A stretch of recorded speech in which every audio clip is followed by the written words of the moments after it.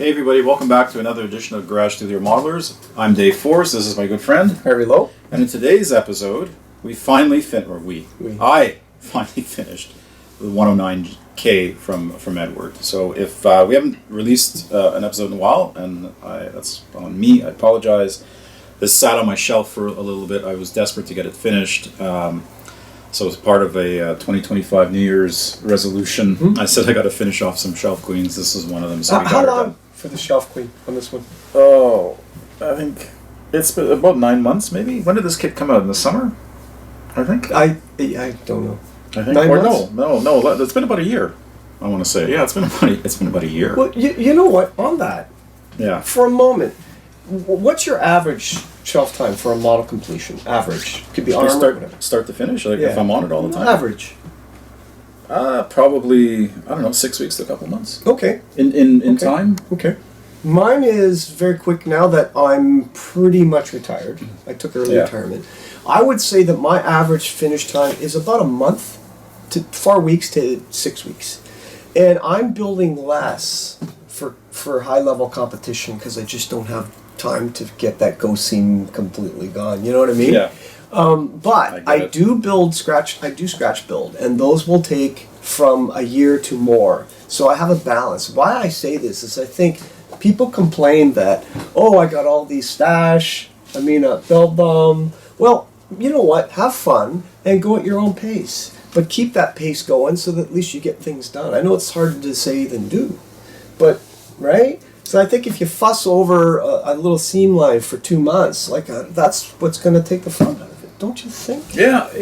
It's a great point, right? And I think there's we'll talk about it in a subsequent episode. But I was working on the new Tamiya Stewart, and that was largely an out of the box build, and that was fun.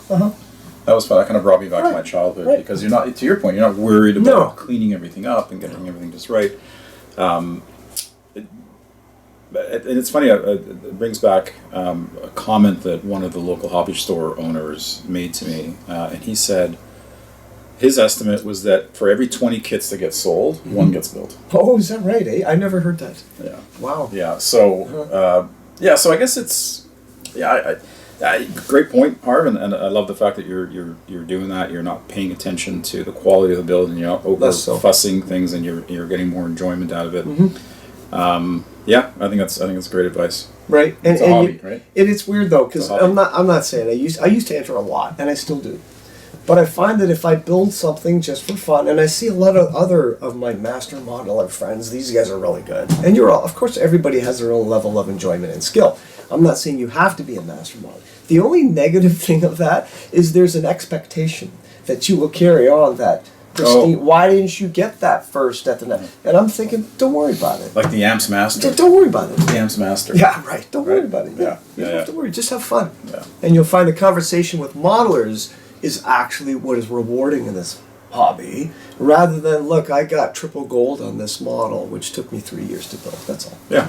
Yeah, exactly. And I think, after a while, I mean, it's all about fun, right? And I know you're going to get into it here, because you told me that I'll put words in your mouth. Didn't you say that you had issues with this? And you'll talk about it. I did, yeah. There are some challenges. And that, on me. I mean, the kit itself is really good.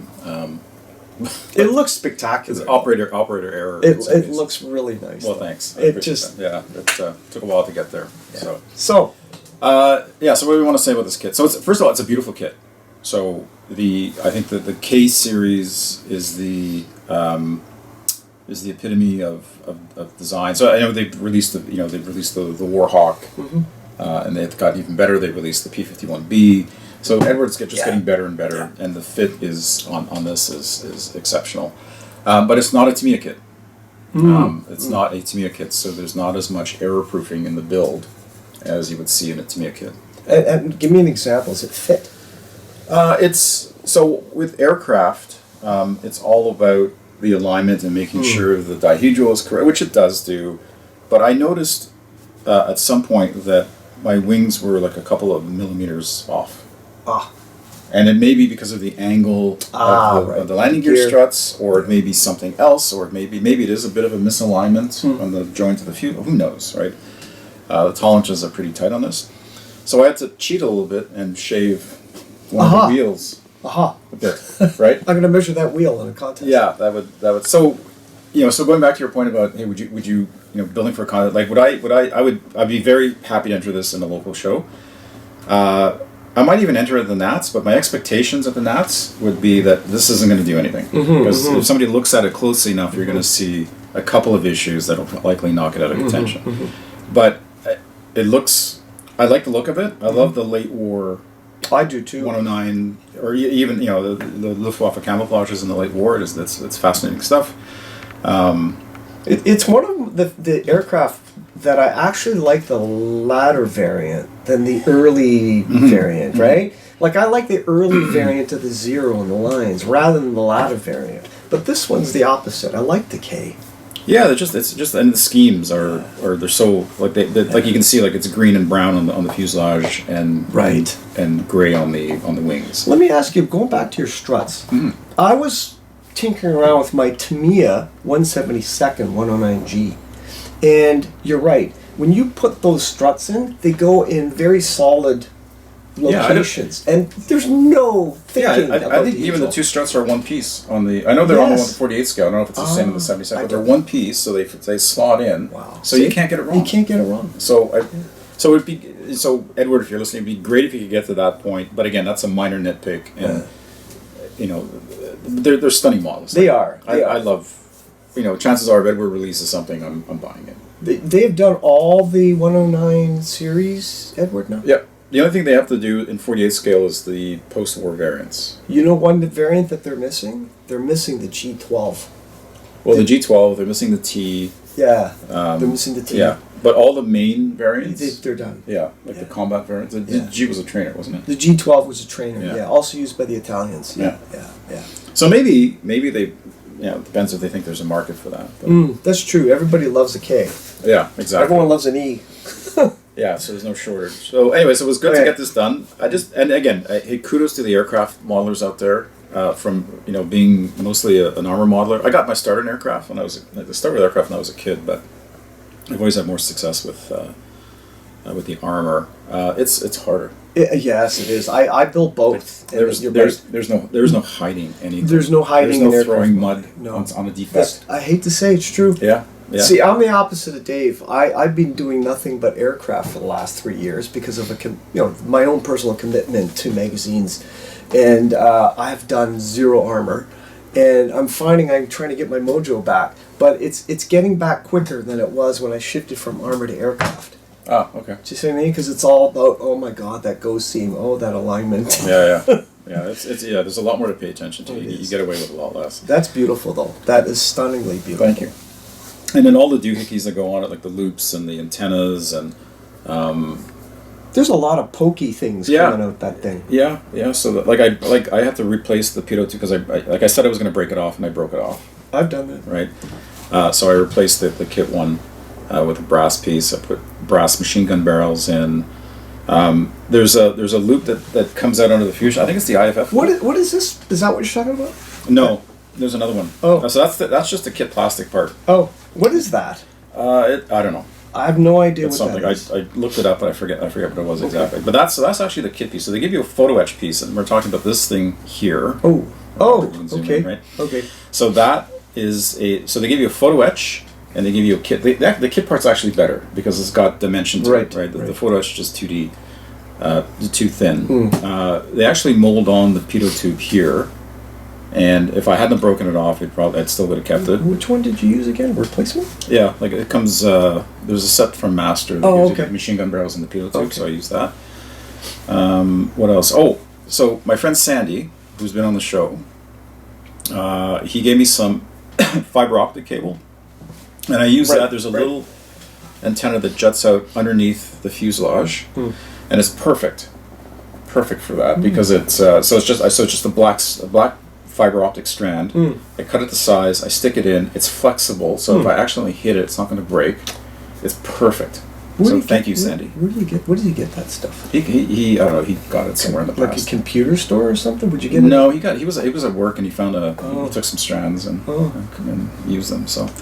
And then I used Ushi Fine thread or I like rigging that. cable I like that for the aerials. I find it better than the other Easy. Oh, the Easy Line is It's flat. Yeah, the Easy Line, like Right? the fine Easy Line is not bad, but their thicker larger, one thicker one is not. Yeah, you when can't you use it stretch for, it, I hate to say it's a great product. I don't want to out of business, and I have a lot of their stuff. But when the larger, like this, for 30-second, you stretch it out, you can see it almost. Yeah, it's twinkle. It's almost like square rectangular. Yeah, or something. you see the light bouncing Yeah, off. it's not. So the Yushi stuff is really nice. So that's what I use. You know, and the other thing that I've used on World War One in 72nd is you go to those hair salons and they sell fake hair. They sell it. It's, Oh, yeah? I don't know what it's made of. It's very thin, and I find I have luck with that as well. So, just saying. Yeah, you could use hair for that too. That's beautiful. Carolyn has. She's a brunette, so her hair is perfect for this. Yeah. But Yeah.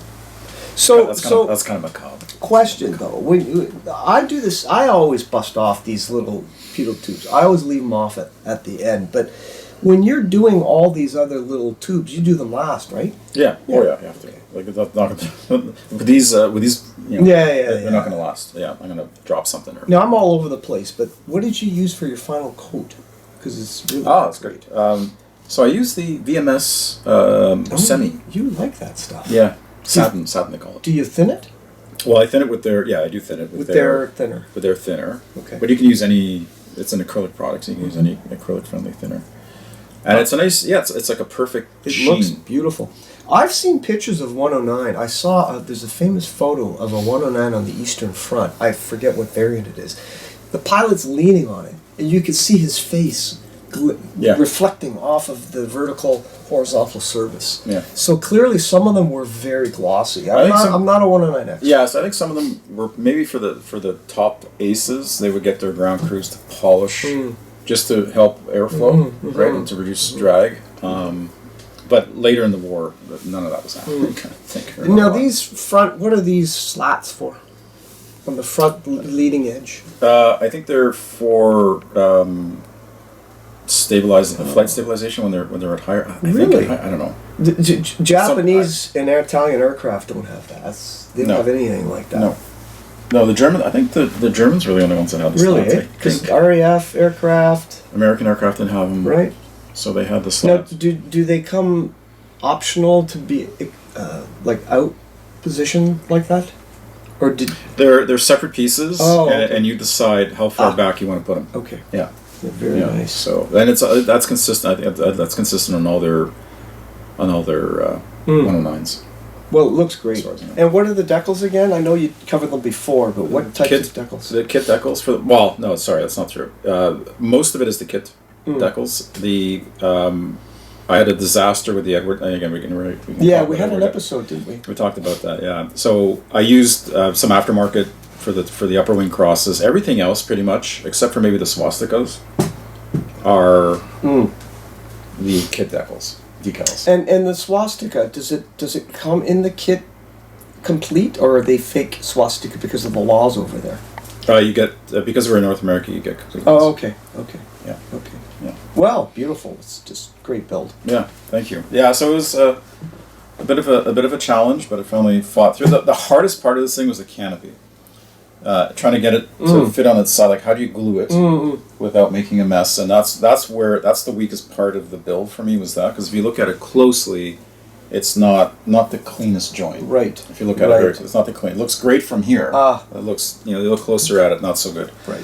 And then there's a cable that holds keeps the thing from falling over, that goes from the edge to, and I just use some stretch screw for that. I find with something as precise as that, it's very tricky to avoid the IPMS magnifier light judge. Yeah, because it's right pushed. Unless there's a location hole for it.